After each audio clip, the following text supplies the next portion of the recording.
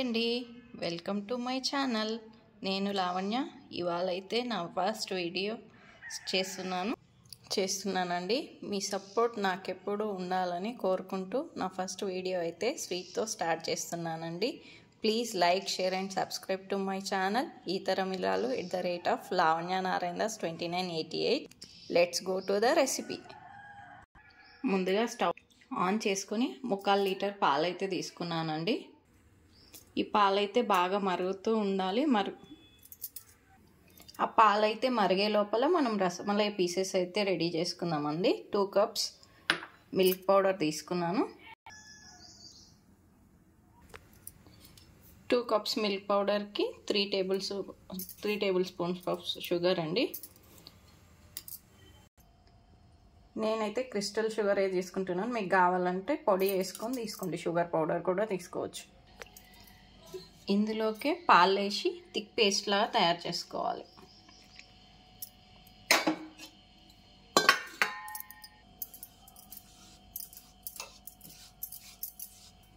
ఇలా thick paste లాగా అయితే రెడీ చేసుకోవాలండి. ఈ లోపల ఇక్కడ పాలు అయితే పొంగుతున్నాయండి. ఇంకా కొద్దిసేపు కొంచెం హాఫ్ వరకు అయ్యే వరకు ఉడికించుకోవాలి. ఈలోపు పాలైతే మరుగుతున్నాయి కదండి. ఇటు సైడ్ మనం రసమలై బాల్స్కి రెడీ చేసుకుందాం. మీడియం ఫ్లేమ్లోనే పెట్టుకోండి. కంటిన్యూస్గా ఇలా తిప్పుతూనే ఉండాలండి. అడుగు పట్టనియద్దండి. రెడ్ కలర్గా మారితే అంత టేస్ట్గా ఉండదు. పాలైతే కొంచెం చిక్కబడినాయండి. ఇందులోకి 1/4 కప్పు షుగర్ వేసుకుంటున్నానండి. అలానే చిటికెడు పసుపు అయితే వేసుకుంటున్నానండి కలర్ కోసం. ఇదిగోండి ఇలా అయితే అవుతుంది కదండి. ఇప్పుడు మనం ఇందులోకి నెయ్యిని అయితే యాడ్ చేసుకోవాలండి.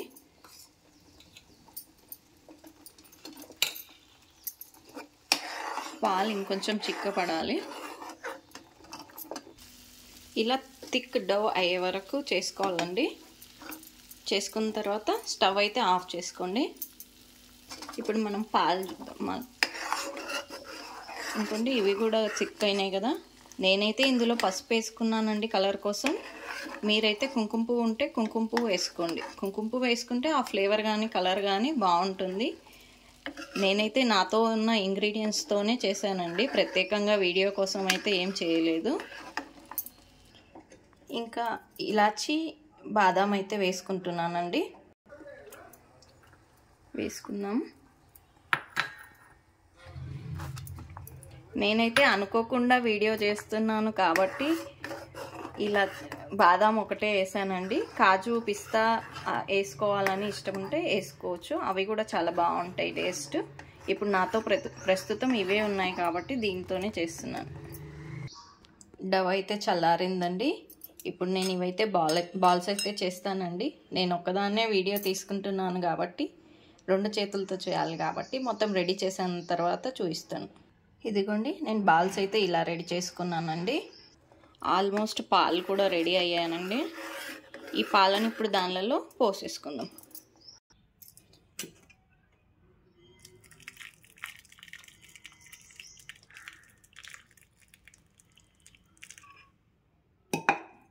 ఇదిగోండి పాలల్లో మనమైతే ఇలా నానబెట్టాం కదండి.